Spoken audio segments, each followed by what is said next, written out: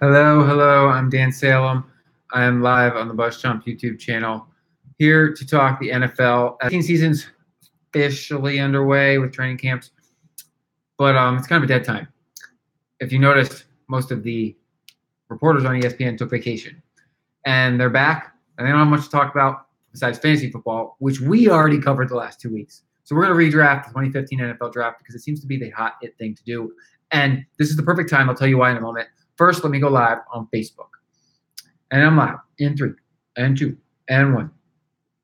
Hello, hello. I'm Dan Salem. I am live at the Dan Salem on Facebook. Always at the Dan Salem on Twitter and Instagram. Over on BuzzChomp, I am also live, BuzzChomp YouTube channel. This is an NFL live debate every Tuesday, 5 p.m. Pacific time. The 2018 season is officially underway, but not much is happening. Most of our experts and analysis people have taken vacations, and fantasy football is really the hot topic. Well, we already covered that. The last 2 weeks, we covered fantasy, and Todd and I, my brother, wrote an NFL Spin Zone, went up today. Who's the 6th pick? We wrote the other day. Who's the top 5? We will continue this fantasy debate with quarterbacks tomorrow. It's about fantasy football, right? Well, not completely, because real football is more interesting than fantasy football, because real football has real championships doled out and real stakes, whereas fantasy, personally, we can win money, but doesn't involve our teams. Whereas I'd rather talk about our teams right now. And ESPN did a fun errand, but it had to be an insider to read the whole story, of course. That's how they get you, about the 2015 NFL draft. The reason they're talking the 2015, it's always year 4, and that's because these rookies get 5-year deals, but the 5th year is an option. So 4-year deals with a 5th-year option. So 2015 they played, 2016 they played, 2017 they played. This is their 4th year, and they will have either been given the 5th-year option already or they are playing to earn it. But really, if they didn't earn it after year 3, they're not going to get it. The 2015 draft, so every NFL draft has a lot of great players, right? And they're sprinkled throughout. The 2015 NFL draft, if you recall, was big news because it was either do we take Jameis Winston or Marcus Mariota. These 2 quarterbacks went 1-2. Both of them won Heisman trophies. Both of them are doing good, but not great for their respective teams. The Titans made the playoffs last year. Winston seemingly has his Buccaneers on the up and up, but he is suspended to start this year. So he's kind of proving that he's the same person that we always thought he was. And his team's doing decent, but there's something missing there. I'd say that there's something missing in Tennessee. They overachieved last season. They got into the playoffs, but they just never dominated.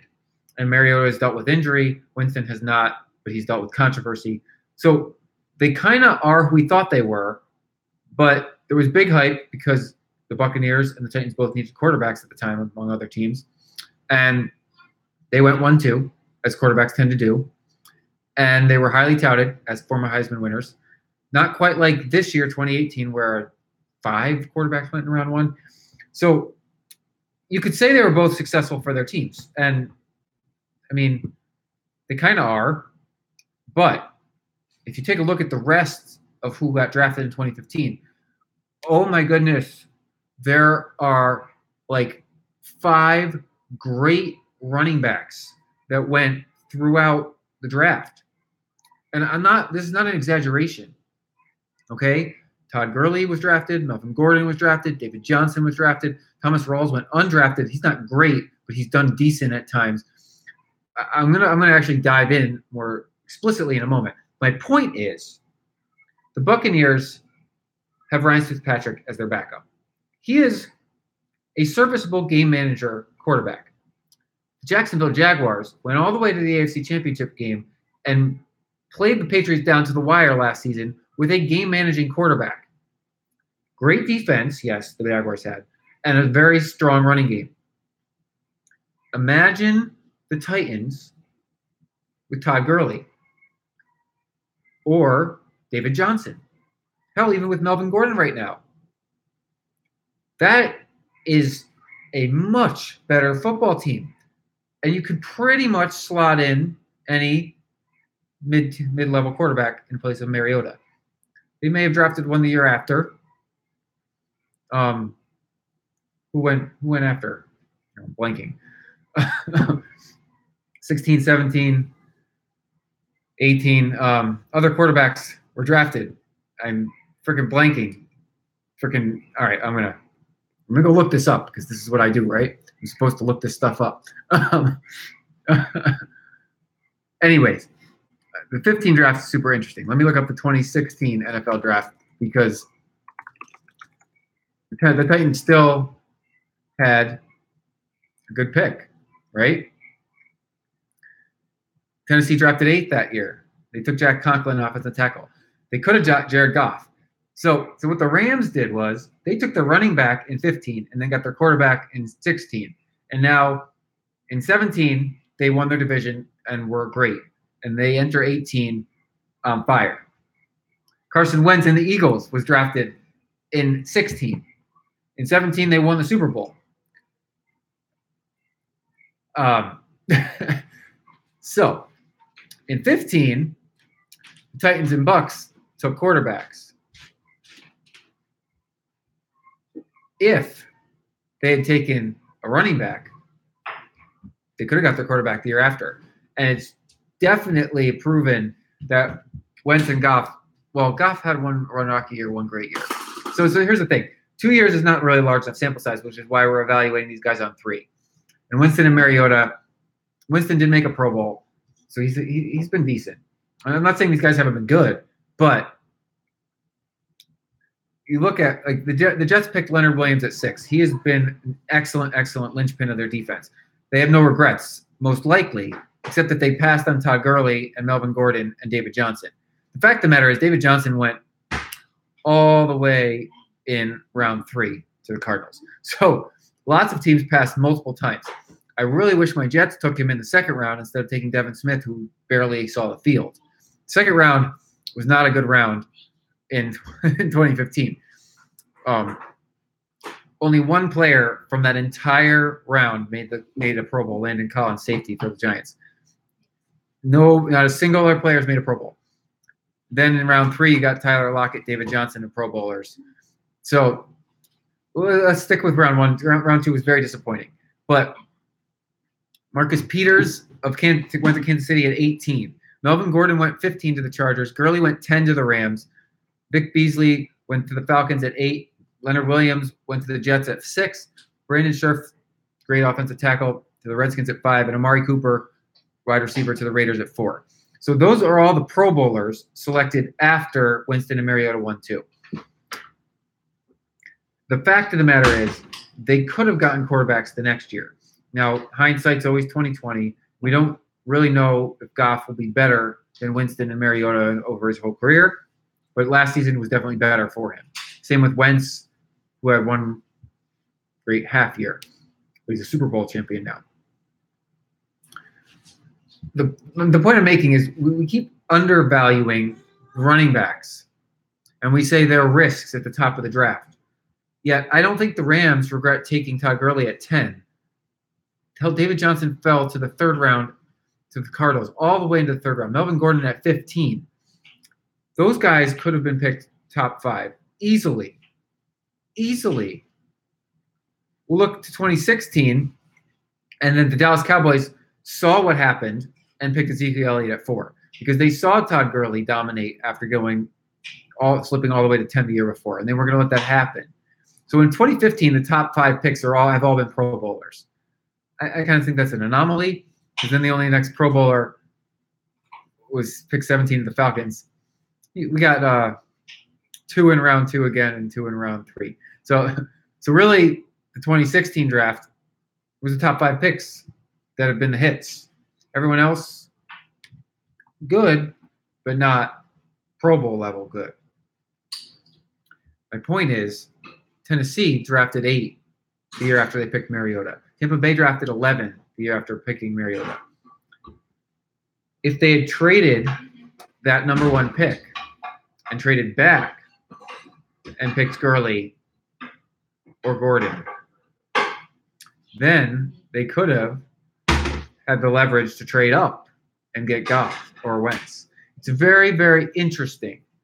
we look at the 2017 NFL draft,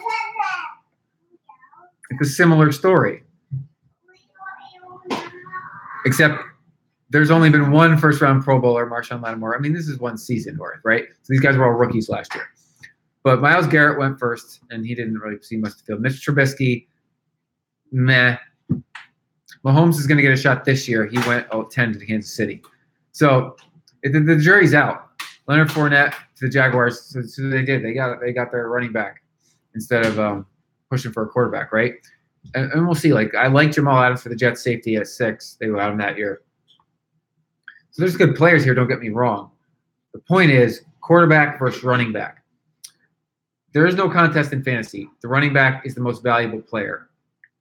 Then the wide receiver, then the quarterback. You need a great running back to be a great fantasy football team. And then you need one of the top wide receivers. It is the exact same way in real life football. Yes, champions have great quarterbacks. But up until last year, Nick Foles was not considered a great quarterback. He played really well within the system. Philadelphia, I mean, Carson Wentz was good, but like the point is, it's defense, but then you need a running game. You need a running game and talent on the wide receiving core. And so in 2015, the Bucs and Titans chose quarterback over running back when that was a loaded running back draft in hindsight. Now, in 2016, the quarterbacks went 1-2, and those seemed like good picks so far. We'll see. 2017, not as much, and Deshaun Watson fell all the way to Houston at 12. I mean, he looked great until he got hurt. But teams started to see the writing on the wall. Maybe that wasn't the best decision after learning what they did in 2015. Am I right? I think I'm right. Let me drop this link in the chat over on YouTube. That's the 2015 NFL draft. So, what's the takeaway here? In 2018, the big debate was, do you go quarterback or running back? The Giants went running back. I think that was a good decision. The Browns went quarterback with number 1, yet they also held the 5th pick. They had the 5th pick or the 4th pick. They had that may be their undoing. They could have had Saquon Barkley and a top quarterback. They went for the top quarterback on their board first. He's not going to play this year. Barkley is. Barkley is going to be a huge difference maker for the New York Giants because they already have a game-managing quarterback. My Jets picked a quarterback. That was a great decision. He will see the field this year. I like their running game. They don't have like a single back star, but one wasn't on the board when they picked their quarterback, and you don't pass on Darnold. I don't think you pass on Darnold. Now, I'm not saying the Bucs should have passed on Winston at 1. That would have been a tough decision. I'm saying they should have traded back because the quarterback value is not as high as the running back value if you can get your guy. And you can get a lot for that first pick. And they could have drafted Todd Gurley, Amari Cooper.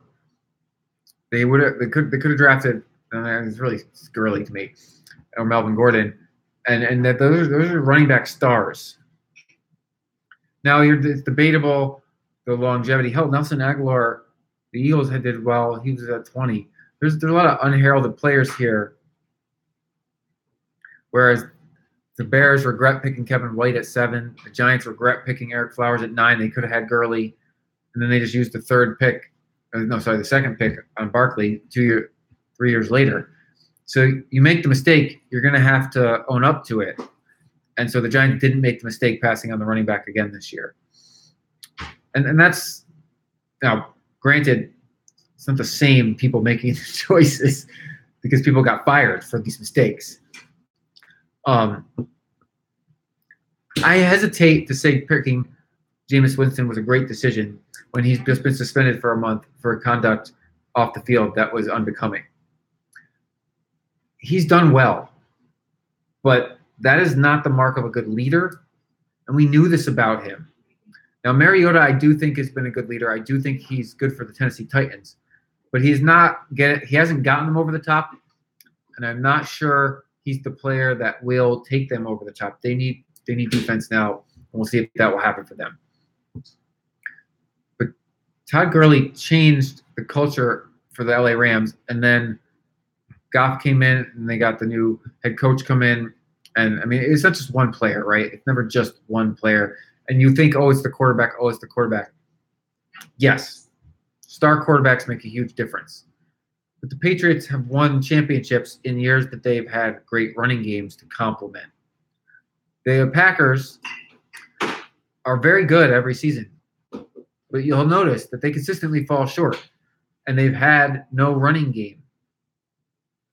It's not a coincidence. The Pittsburgh Steelers consistently stay dominant. They've had a great running back. That may change because it doesn't look like Le'Veon Bell's going to stay. And he's still a haul. He's still a catch. I don't think that there's like a – I think he can keep playing for many more years. He's got 27. He can play for a few more seasons. So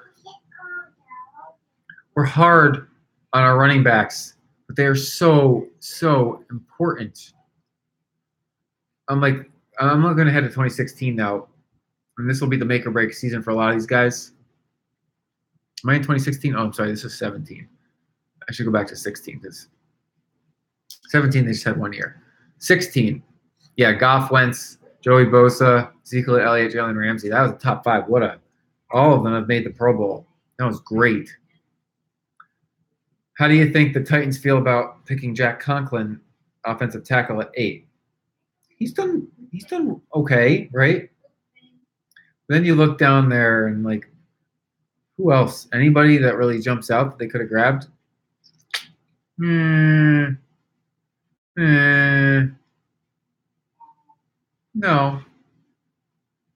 not really. You always need to get the offensive line depth to protect your quarterback, right? And they got that from Miami via Philadelphia and Cleveland. That was a trade situation. Tampa Bay traded back because the Bears picked 9 and they picked 11. So they did make that decision this year. But see, the fact is neither team were like instantly improved the year after, which is not surprising. There was so many great running backs in the 2015 draft. It's uncanny. Like Thomas Rawls had a really good season for Seattle, and he's now with the Jets, who I'm excited. He went undrafted. So like, it's just interesting to see who went undrafted even. Any other running backs jump out? A few more that have seen the field this year in this draft. Have they done well though?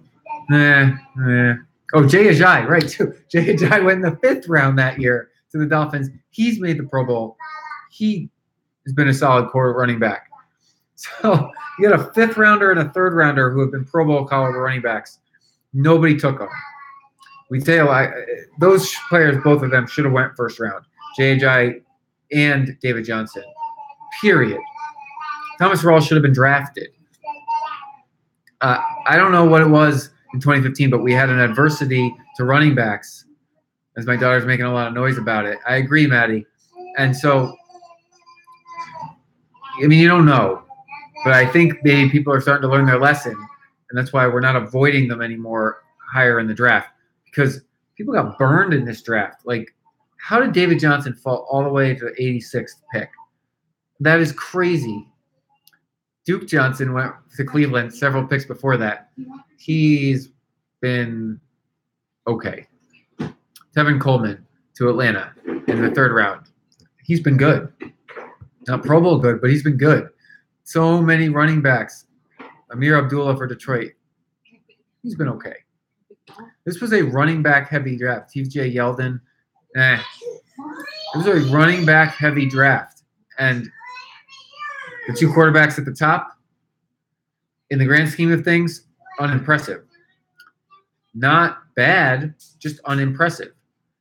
They have not been any better than a game manager. And that's not what you want from your top 2 picks, bottom line.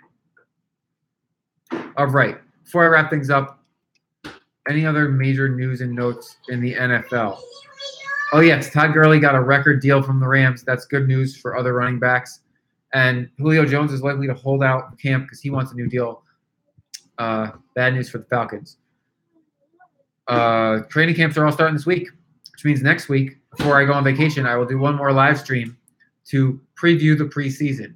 This is going to be fun, guys. Thank you so much for joining me. We were debating and discussing old drafts. Hindsight is so much fun. I'm Dan Salem, at the Dan Salem Twitter, Instagram, and over on Facebook. And also the BuzzChomp YouTube channel.